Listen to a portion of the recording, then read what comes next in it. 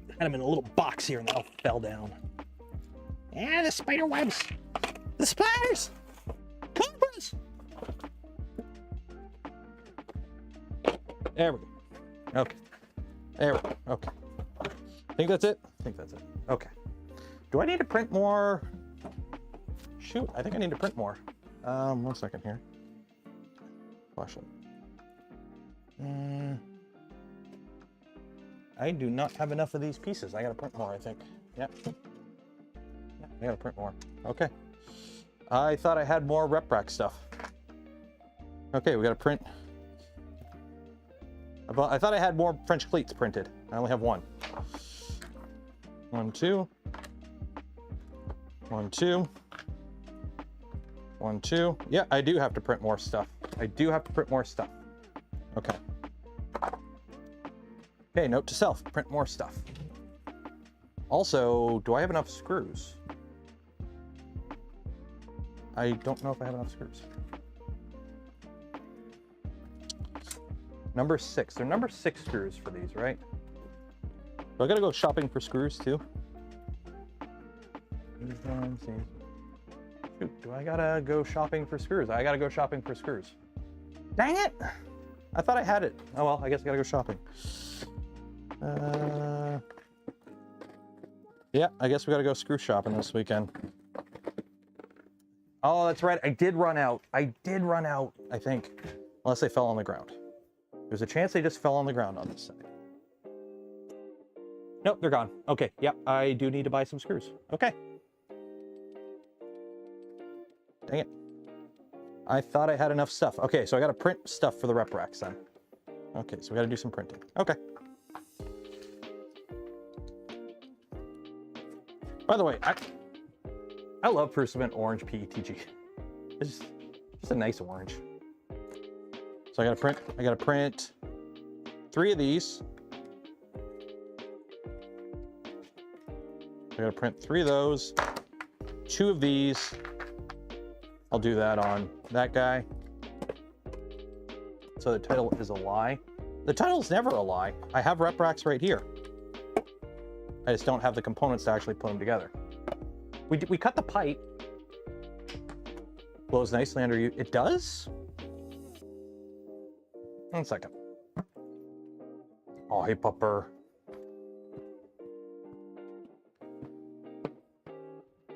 Where is... There it is.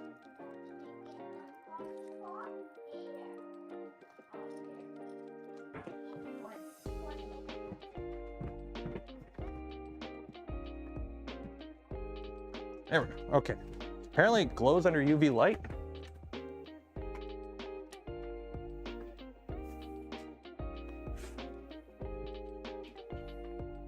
Ooh.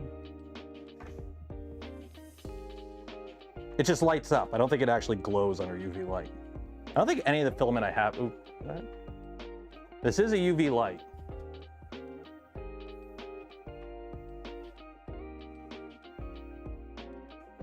Yeah, it just lights up.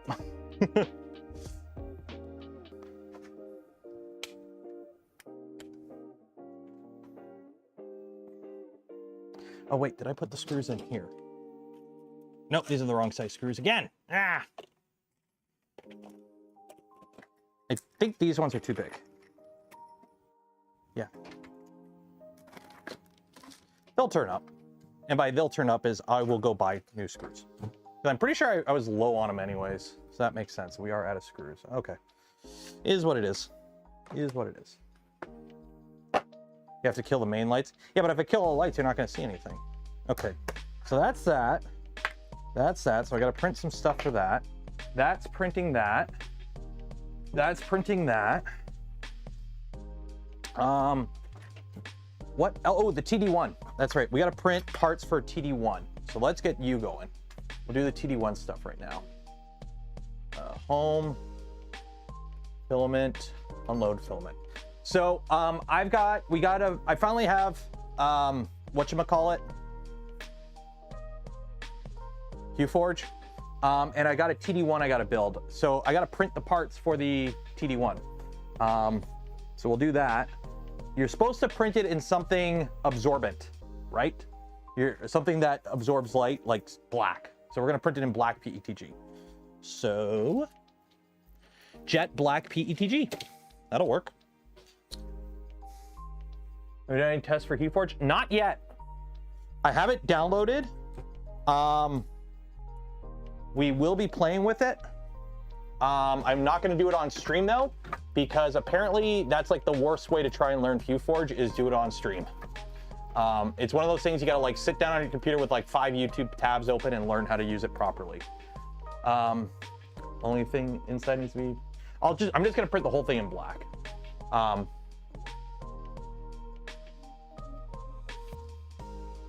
Yeah, I'm just gonna print the whole thing in black, except for the top layer. What I will do is the top layer, I will print in a bright orange, I think, or something. Actually, no, I'm gonna be lazy and print the whole thing in black. Yeah, okay. So, unload filament. So you're unloaded.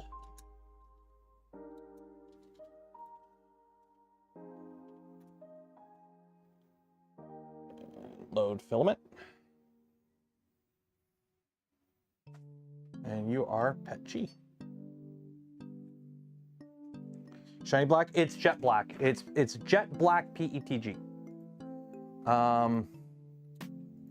TD1. I'm assuming this is the one I want to download.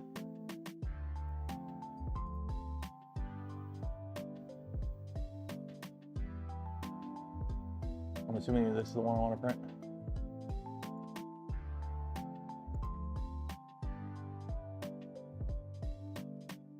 Yes. Turn, preheat.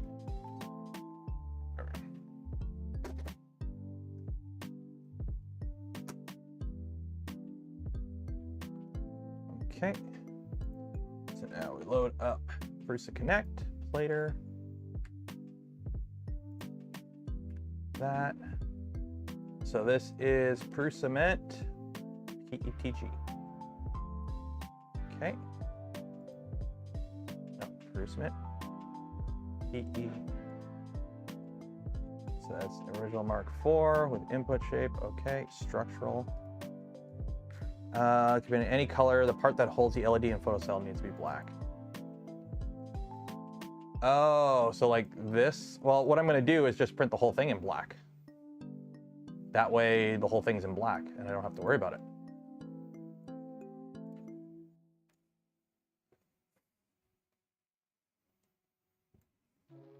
More walls. More walls. 4 walls. 5 top, 5 bottom. Later. 40% infill. Print it solid. No light leak. There you go. Send to connect. You're gonna print on OG Joe. Set, ready, and print. Sam Squanch is offline? Shouldn't be. Oh, I gotta connect to the new Wi-Fi. I keep forgetting. I moved a bunch of printers downstairs, but they're still connected to the Wi-Fi out here in the garage, and they can still talk. But it's like I have a Wi-Fi access point in the house they should be connected to now. My day has been ruined. Ordered the Wednesday burger with the purple bun from Burger King. Got a normal burger. Sadness. Purple bun? What? What? Why does your Burger King have purple buns? Also, it's not Wednesday. It's Friday. It's Friday. The only time I go to Burger King is Wednesday because it's Whopper Wednesday. And the food is, you know, a normal price because it's the regular price from 5 years ago for a burger. So. The show. What show? Oh, Addams Family. Oh, Addams Family. Okay. Okay, that makes sense. That makes sense. Why would it be purple? Shouldn't it be black? I don't know. Anywho, like the smash button. I'm a YouTuber. Dopamine response. Bigger number, better person. Like smash button. Do it now.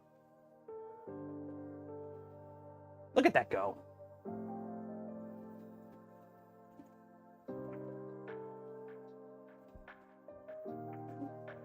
How's this coming along?